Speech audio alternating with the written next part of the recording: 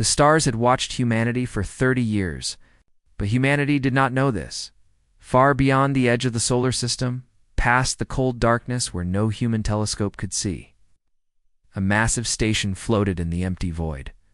It was the size of a small moon built from metals that Earth scientists had never discovered. Inside this station, 12 species gathered to decide the fate of a world they had never visited. The Galactic Council had ruled the known universe for 10,000 years. They called themselves the Keepers of Peace. They believed they protected the galaxy from chaos, from war, from species that might grow to dangerous. And now, they had turned their attention to a small blue planet, orbiting an ordinary yellow star. Admiral Keth stood at the center of the Great Hall. He was tall and thin, with gray skin that looked like stone and eyes that glowed faint purple. His species, the Valorians, had been watching Earth since humans first split the atom. They had recorded every war, every weapon, every act of violence. And now, Keth presented his findings to the council. "The humans are dangerous," he said, his voice echoing through the chamber. "In just 200 years, they went from riding horses to splitting atoms. In another 50 years, they will have faster-than-light travel. They will spread across the stars like a disease." The representatives of the other 11 species listened in silence. Some had bodies covered in scales. Others looked like insects or plants or things that had no name in any human language. But they all shared one fear. They all remembered what had happened the last time a violent species had reached the stars. "Their history is nothing but war," Keth continued. He waved his hand and images appeared in the air. Battles, explosions, cities burning. They fight over land. They fight over resources. They fight over ideas. They even fight over the color of their own skin. If we allow them to leave their planet, they will bring this violence to us all. An elder from the Morth Collective raised one of her many arms. "Perhaps they will change. Perhaps they will grow peaceful." Keth shook his head. "We have watched them for 30 years. They have not changed. They have only built bigger weapons. Right now, at this very moment, they are testing technology that could crack a planet in half." He paused and looked around the chamber. "They call it a deterrent. They point these weapons at each other. What will they do when they can point them at us?" The vote was taken. One by one, each species cast their decision. The result was not surprising.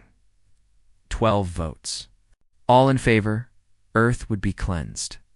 The order was given. 12,000 warships would gather at the edge of human space. They would strike fast and without warning. By the time the humans understood what was happening, it would already be over. The galaxy would be safe. Admiral Keth smiled as he returned to his flagship.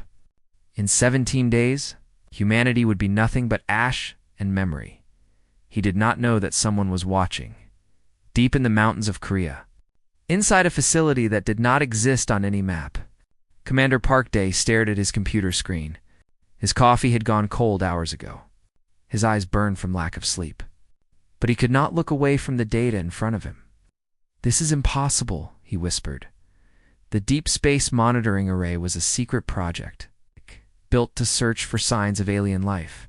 For 6 years, it had found nothing but silence. But tonight, the silence had ended. Parkday saw them clearly on his screen. Thousands of objects, moving in perfect formation, traveling faster than anything humans had ever built. They were coming from the direction of Neptune, and they were heading straight for Earth. His deputy, Captain Yunhana, ran into the room. She was young, barely 30, with sharp eyes and a sharper mind. She had seen the same data from her own station. "Tell me I am wrong," she said. "Tell me there is a mistake." Day shook his head slowly. "I checked it 5 times. There is no mistake." Hannah moved to his side and studied the numbers. Her face grew pale. "The energy readings from those ships? If they are weapons, they could burn the entire surface of Earth," Day finished. "Every city, every forest, every ocean, everything." For a long moment, neither of them spoke. Outside the facility, the mountains were quiet and dark. Snow was falling gently.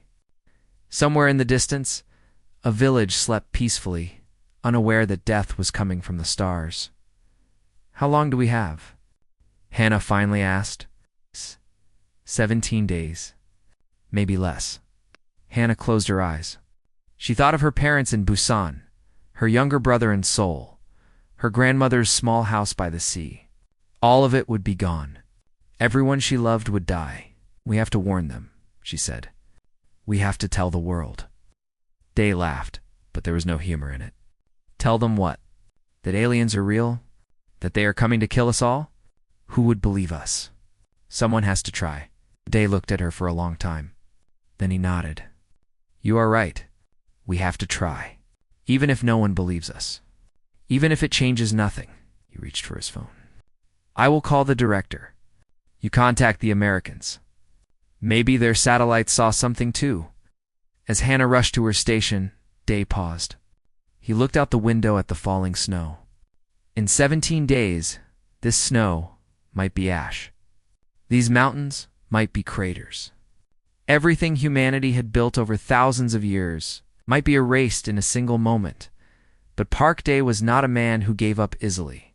He had grown up poor. He had worked his way through school.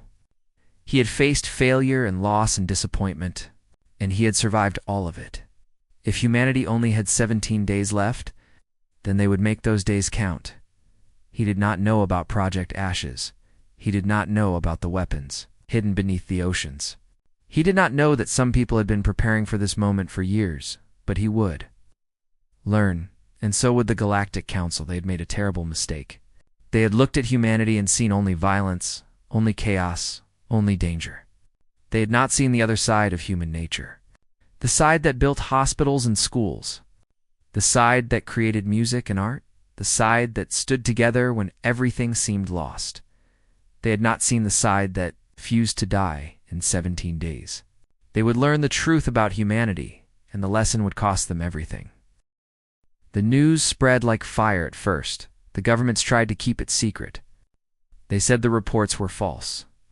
They called it a hoax, a mistake, a trick of broken satellites. But the evidence was too strong. Amateur astronomers around the world pointed their telescopes at the sky and saw the same thing. Thousands of lights, moving together, growing closer every hour. Within 3 days, the world knew the truth. Aliens were real, and they were coming to destroy Earth. The panic began slowly. People filled grocery stores, buying everything they could carry. Gas stations ran dry. Banks closed as customers demanded their money. And then the panic turned to chaos. In Los Angeles, fires burned for 3 days. In London, the streets became war zones. In Tokyo, millions tried to flee the city at once, and the highways became parking lots of abandoned cars. Governments declared emergencies. Armies took control of major cities. But nothing could stop the fear. Some people prayed. Some people rioted. Some people simply sat in their homes and waited for the end. But not everyone gave up. 3 kilometers beneath the Pacific Ocean. In a facility that had been built in total secrecy, Dr. Choi Nari sat alone in her office. The walls around her were made of steel thick enough to stop a nuclear blast. The air came from machines that could run for 100 years.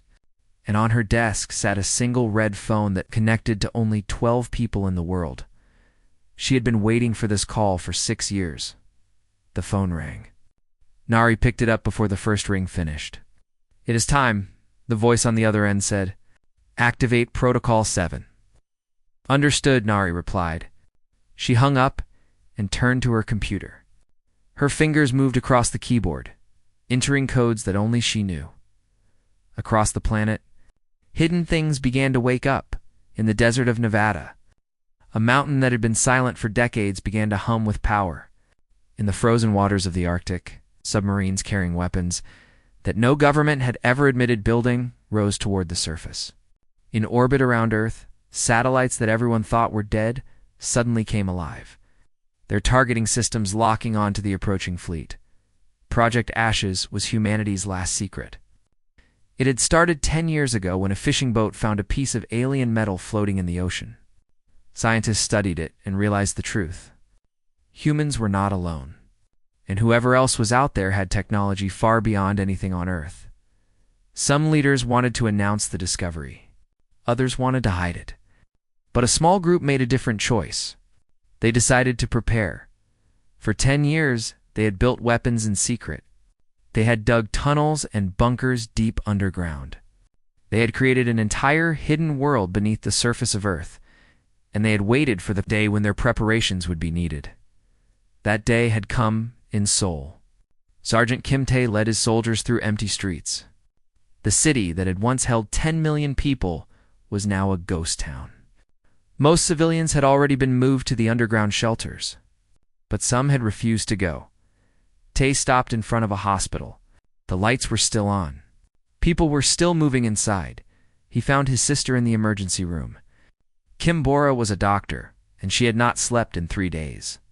Her eyes were red and tired, but her hands were steady as she treated a patient's wounds. "You need to come with us," Tae said. "The last transport leaves in 1 hour." Bora did not look up from her work. "I cannot leave. These patients cannot be moved. If you stay here, you will die. Then I will die doing my job." Tae grabbed her arm and turned her to face him. "Do you think Mom and Dad would want this? Do you think they would want you to throw your life away?" Bora's eyes filled with tears, but her voice stayed strong. "Mom and Dad taught us to help people. That is what I am doing. That is what they would want." For a long moment, brother and sister stared at each other. Around them, the hospital hummed with activity. Nurses moved quickly between rooms. Machines beeped and clicked. Outside, the city was empty and dark. "Then I am staying too," Tae finally said. Bora shook her head. "You have soldiers to lead. People who are counting on you. And I have a sister who needs protection." "I do not need protection. I need you to survive. Someone has to remember us. Someone has to tell our story." She reached up and touched his face. "Please, brother, go, live. And if I do not make it, tell the world that some people chose to stay. Tell them we did not run." He pulled her into a hug. They held each other for a long time, knowing it might be the last time. Then he let go and walked away without looking back. If he had looked back, he would have seen Bora crying. But she was also smiling, because she knew something that her brother did not. She knew about the weapons hidden beneath the oceans. She knew about the secret plans. And she knew that humanity was not as helpless as it seemed. Far above the Earth, Admiral Keth studied his tactical display. The human planet was falling into chaos. Their governments were collapsing. Their people were destroying themselves. His job would be easy. "The primitives are panicking," his second officer reported. "They are fighting each other in the streets. At this rate, they might destroy themselves before we even arrive." Keth smiled. "Let them. It will make our work simpler." He did not notice the satellites moving into new positions. He did not see the weapon platforms rising from the ocean depths. He did not understand that the chaos on Earth was only the surface. Beneath that chaos, humanity was preparing. In her underwater facility, Dr. Choi Nari watched the status screens. One by one, the lights turned green. Weapons were armed. Defenses were ready. Underground cities were sealed and protected. Her assistant, a young man named Jang Ho, stood beside her. His hands were shaking. "Will it work?" he asked. "Can we really fight them?" Nari thought about the question. She thought about the alien fleet coming to burn their world. She thought about the billions of people who would die in the first strike. She thought about the children who would never grow up, the dreams that would never come true, the futures that would never happen. "I do not know," she admitted. "Maybe we will all die. Maybe everything we built will be destroyed. But at least we will fight. At least we will not go quietly." She looked at the screens one more time. The alien fleet was 12 days away. The surface of Earth was in chaos. But beneath that chaos, a different story was being written. The Galactic Council thought they were coming to kill a helpless species. They thought humans would panic and pray and wait for death. They were wrong. Humanity was not waiting for death. Humanity was preparing for war. The strike came at dawn. Admiral Keth gave the order from his flagship. Watching through the large windows as 12,000 ships moved into attack formation, Below them, Earth turned slowly, its blue oceans and green lands glowing in the light of its sun. It was a beautiful planet. It was almost a shame to destroy it almost. Ships opened fire, Keth commanded. The sky above Earth turned white. Thousands of beams of energy fell from space like rain. They struck cities and mountains and forests. They boiled oceans and melted stone. They turned everything they touched into fire and ash. New York was gone in seconds. Paris followed moments later. Beijing, Mumbai, Cairo, Sydney. One by one, the great cities of humanity disappeared beneath waves of destruction. The air itself caught fire. The ground cracked and split. Mountains collapsed into valleys. Valleys became lakes of molten rock, in his command center deep beneath the earth. General Beeksong watched his screens go dark. Each black square was a city. Each lost signal was millions of lives. Status report, he said. His voice was calm, but his hands gripped the edge of his console so hard that his knuckles turned white. We have lost contact with 42% of surface installations, an officer replied. Estimated casualties are in the billions. The enemy is focusing fire on population centers. Sung closed his eyes for a moment. He thought of his wife in Daegu, his parents in Jeonju, his childhood friends scattered across the country. Were they still alive? Had they made it to the shelters?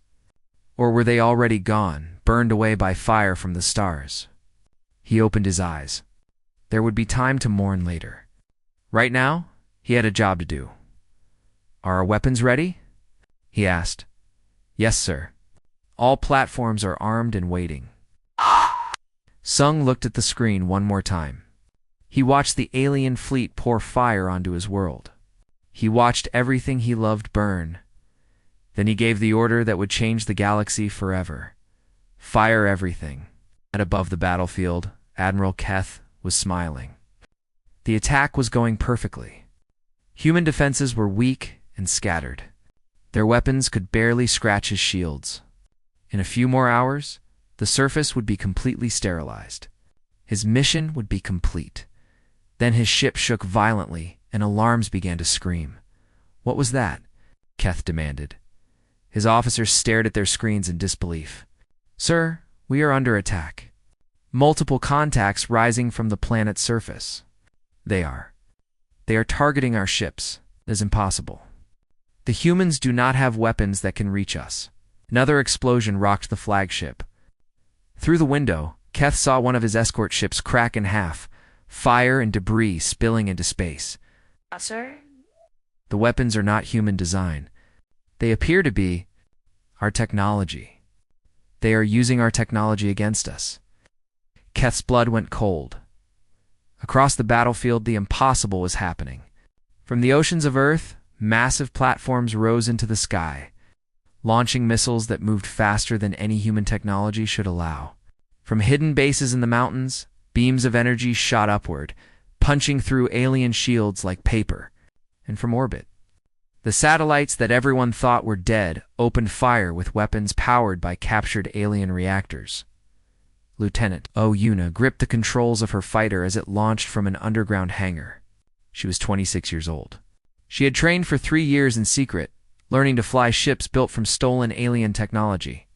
And now, she was leading humanity's first space combat squadron into battle. Stay in formation, she commanded her pilots. Target their engine sections. Their shields are weakest there. Her squadron numbered only 30 ships against 12,000. It should have been suicide. But their ships were faster than anything the enemy had.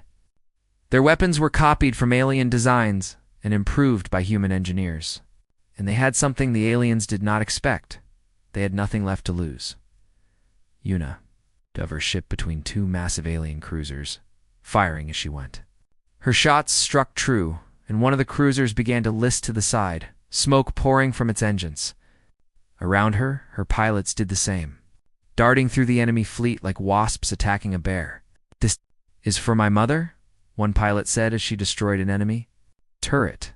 This is for Seoul, another added as his. Missiles struck home. It's for Earth, Yuna whispered as she lined up her next target. Admiral Keth watched in horror as his fleet began to fall apart. Ships exploded all around him. His shields were failing. His officers were shouting reports of damage and losses. How? He screamed. How do they have this technology? They were supposed to be primitives. No one answered. There was no answer that made sense. The truth was simple, but impossible for Keth to accept. Humans had found pieces of alien ships that had crashed on Earth over the years. They had studied them, learned from them, and built something new.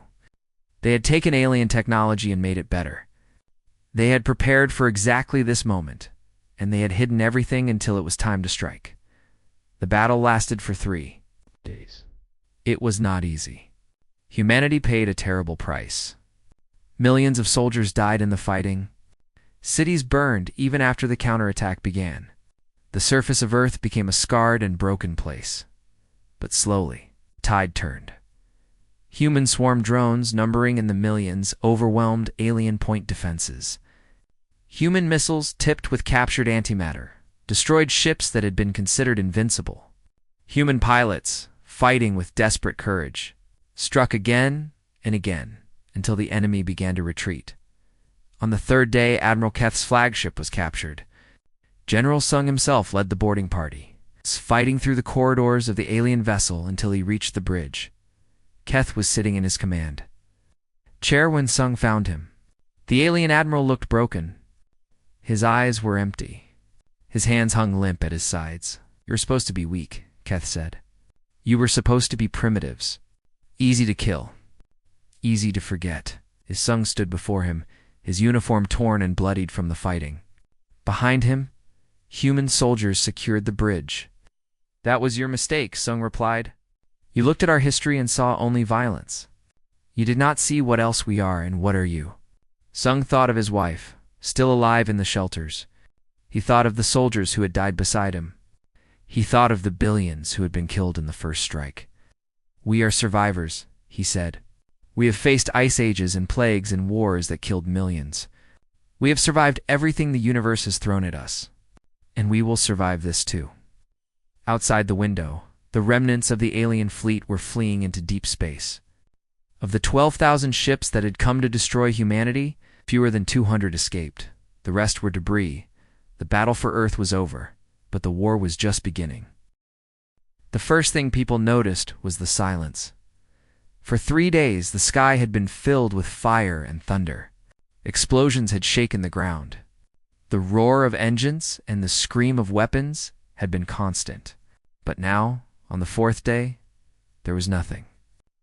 Just silence and ash falling like snow. Han Yun climbed out of the emergency shelter and looked up at the sky. She was 34 years old, a rescue coordinator who had spent the last 3 days organizing supply runs to the underground cities. She had not slept more than a few hours. Her clothes were torn and dirty. Her hands were covered in cuts and bruises from moving debris. But she was alive. The sky above her was dark, filled with smoke and dust that blocked out the sun. Through the haze, she could see strange shapes moving slowly across the heavens. At first, she thought they were clouds. Then she realized what they were. Ships. Thousands of ships. All of them dead and broken, drifting in orbit around Earth like leaves in a pond. "We won," she whispered. She did not quite believe it. Behind her, other survivors were climbing out of the shelters. They stood together and watched the silent graveyard above them. Some cried. Some laughed. Some fell to their knees and prayed. They had survived. In Busan, rescue teams began the long work of searching for survivors. The city had been hit hard. Entire neighborhoods were gone, replaced by craters that still glowed with heat. But the underground shelters had held. Thousands of people were emerging, blinking in the dim light. Looking for family and friends, Han Yun led her team through the wreckage of a shopping district. The buildings had collapsed into piles of concrete and twisted metal. Somewhere beneath the debris, sensors had detected life signs. "Over here," one of her team members called. "I found something." They dug for 2 hours. Their hands bled. Their muscles ached. But they kept digging until they broke through to a small pocket of space beneath the rubble. Inside, they found a family of 4. A mother, a father, and 2 small children. The children were crying. The parents were in shock, but they were alive. "It is okay," Yoon said as she helped them out. "You are safe now. The fighting is over." The mother looked up at the sky and saw the dead ships drifting overhead. "Did we win?" she asked. Thought about the question. She thought about the billions who had died, the cities that had been destroyed, the world that would never be the same. "We survived," she answered. "Right now, that is enough." Far above the Earth, General Sung stood on the bridge of Admiral Keth's captured flagship. The alien admiral was in a holding cell somewhere below, waiting to be questioned. Around Sung, human soldiers worked at alien consoles, trying to learn how the ship's systems functioned. Through the window, Sung could see the full scale of the destruction. Earth was scarred. Great patches of the planet's surface had been burned black. Clouds of smoke covered entire continents. The blue oceans were stained with ash. It would take decades, maybe centuries, to heal the damage, but it was still there. Still turning? Still alive, and floating around it was the graveyard. Thousands of alien ships, broken and silent, drifting in a slow orbit. Some were still burning. Others had cracked into pieces, scattering debris across space. A few had begun to fall toward the atmosphere, streaking across the sky like shooting stars. "Sir," one of his officers said, "we have completed the initial count. We destroyed or captured over 11,000 enemy vessels. Fewer than 200 escaped." Sung nodded. It was an incredible victory. But it did not feel like one. "And our losses?" he asked. The officer hesitated. "The final numbers are still coming in, but current estimates suggest we lost over 3 billion people in the initial strike. Maybe more. 3 billion. The number was too large to understand. It was the population of entire continents. It was a wound that would never fully heal. "Send rescue teams to every shelter we can reach," Sung ordered. "Find the survivors. Help them. Protect them." He paused and looked out at the graveyard. "And leave the ships where they are, sir. Let them stay in orbit. Let everyone see them." His voice grew hard. "Let the universe know what happens when you come to Earth looking for an easy kill." In her underwater facility, Dr. Choi Nari finally allowed herself to rest. She had been awake for 4 days, managing the counterattack, coordinating with military leaders, making decisions that meant life or death for millions. Now, with the battle over, she had nothing left to do. Jong-ho found her sitting alone in an observation room, looking out at the dark ocean through thick glass walls. Fish swam past, unaware of the apocalypse that had just happened above them. "You saved us," Ho said.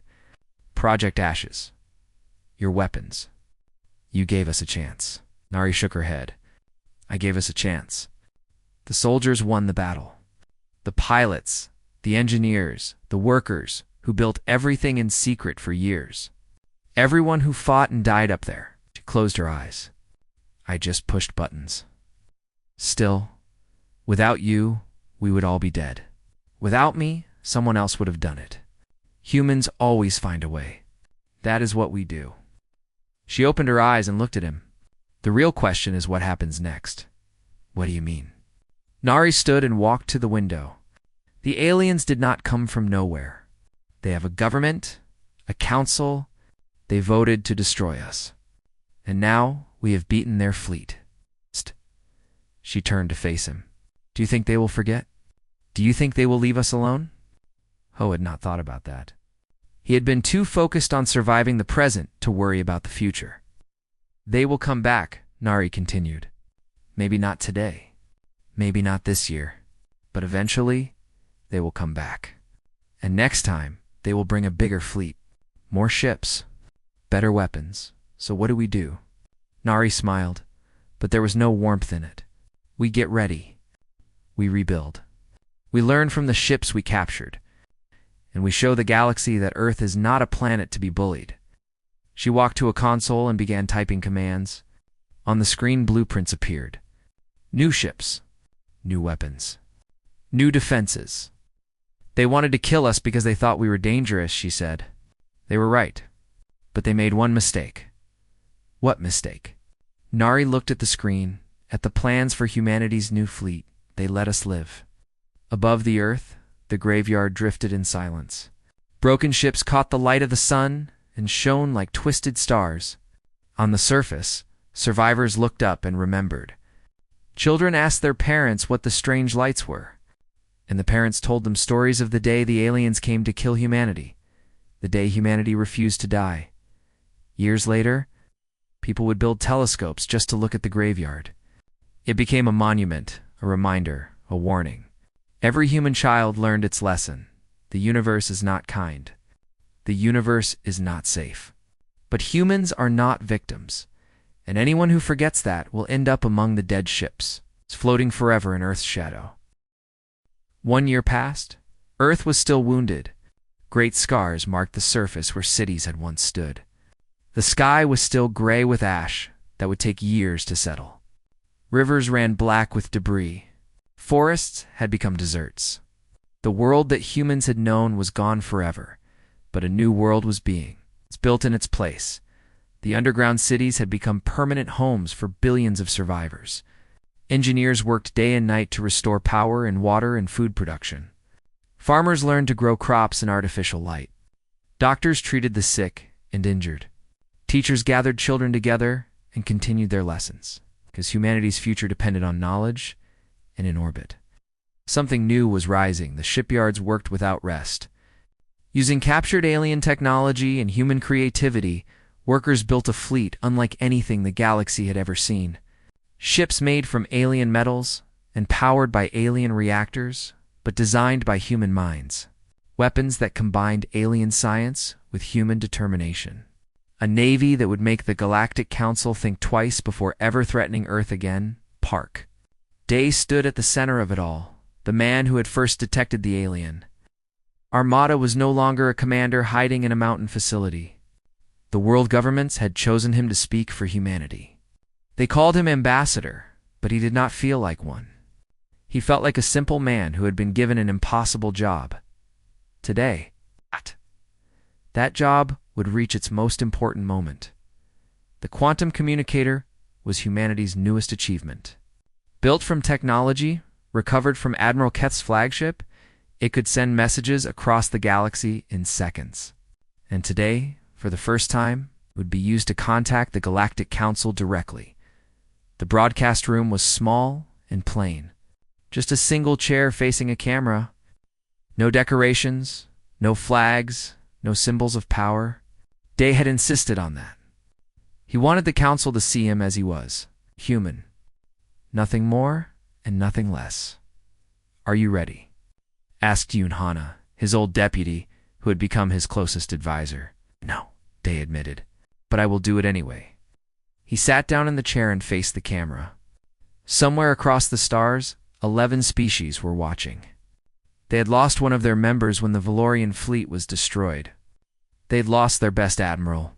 They had lost their belief that they were the most powerful force in the galaxy. Now they would learn what humanity had to say. "My name is Park Day," he began. "I speak for the people of Earth." On distant worlds, alien leaders watched their screens. Some were afraid. Some were angry. All of them were curious. 1 year ago, you sent 12,000 ships to our world. Your goal was genocide. You wanted to kill every man, woman, and child on our planet. You wanted to erase us from the universe, as if we had never existed. Day paused. His voice stayed calm, but his eyes burned with a cold fire. You killed 3 billion of our people. 3 billion. Children who never had a chance to grow up. Parents who never saw their families again. Artists and scientists and farmers and workers. People who had done nothing wrong except be born on the wrong planet at the wrong time. In the council chamber, some representatives looked away. Others watched with expressions of stone. "You thought we were weak," Day continued. "You thought we would break. You thought we would die quietly while you burned our world. You were wrong." He leaned forward slightly. "We destroyed your fleet. We captured your admiral. We turned your own technology against you. And now, we are building a navy that will make certain this never happens again." Silence. Across the galaxy, billions of beings held their breath. But we are not here for revenge. We are not monsters. We are not what you believed us to be. Day's voice softened slightly. Yes, our history has violence. Yes, we have wars and conflicts and crimes. But we also have love and art and kindness. We build hospitals. We help strangers. We dream of better worlds. He straightened in his chair. We are not asking to join your council. We do not want to rule the galaxy. We only want to live in peace. But if you threaten us again, if you send another fleet to our world, you will face the same fate as the last one. Day stood up and looked directly into the camera. You had a chance to welcome us as friends. You chose to treat us as enemies. That was your mistake. Now, you must live with the consequences. He paused one last time. We are humanity. We do not surrender. We do not forget. And we do not forgive those who try to kill our children. The transmission ended. For a long moment, the council chamber was silent. Then, one by one, the representatives began to speak. Some demanded war. Others called for peace. The debate would go on for years. But one thing was certain. The galaxy would never look at Earth the same way again. 10 years later, humanity had changed. The surface of Earth was slowly recovering. New forests grew where old ones had burned. New cities rose from the ashes of the old. Children who had been born in underground shelters now played under open skies, and in orbit the graveyard remained. It had been preserved as a monument, a reminder of the day when everything almost ended. School trips came to view it. Artists painted it. Poets wrote about it. It had become part of human identity. Park Day. Now, president of the Terran Compact, stood on the observation deck of humanity's first deep space station. Through the window, he could see the stars stretching out forever. Somewhere among them, the Galactic Council was still arguing about what to do with humanity. Somewhere, alien children were being taught about the primitives who had defeated their greatest fleet. Day did not care about any of that. He was thinking about something much closer to home. His granddaughter, Parkari, was 7 years old. She had never known the world before the attack. To her, the underground cities were normal. The shipyards in orbit were just part of life. The graveyard was a story, not a memory. She stood beside him now, her small face pressed against the glass. "Grandfather," she said, "why do the aliens fear us?" Des smiled and lifted her onto his shoulders so she could see better. "They do not fear us," he said. "They respect us. And we earned that respect the hardest way possible." "How?" "By surviving. By refusing to give up. By fighting back when everyone thought we would lose." He pointed at the graveyard, still visible in the distance. "Every one of those ships came here to kill us. And we stopped them. Not because we were stronger or smarter, but because we would not quit." Ari thought about this for a moment. Will they ever come back? Maybe, but if they do, we will be ready. And they know that. Day set her back down and knelt to look her in the eyes. "Do you know what the most powerful weapon in the universe is?" Ari shook her head. "Hope," her grandfather said. "Hope and the refusal to surrender. As long as humans have those things, nothing can destroy us. Not aliens. Not disasters. Not anything." Outside the window, humanity's fleet patrolled the solar system. Beyond them, the stars waited. And somewhere in the darkness, species who had once thought humans were weak were learning the truth. Earth was no longer a helpless planet. It was a warning. The graveyard hung in orbit, silent and eternal. A monument to the day when the galaxy learned to respect humanity. A reminder that some species cannot be broken. A promise of what would happen to anyone who tried again. And in the council chambers across the galaxy, when leaders spoke of Earth, they spoke quietly. They remembered the fleet that had never returned. They remembered the admiral who had been captured. They remembered the primitives who had turned their own weapons against them. They remembered humanity. And they were afraid, not of what humans might do, but of what humans had already proven they could become when pushed to the edge in the end. The graveyard was more than just wreckage. It was a message written in broken ships and silent engines. a message that said, "We are here. We are strong. And we will never go quietly into the night." The stars would remember that message for a very long time.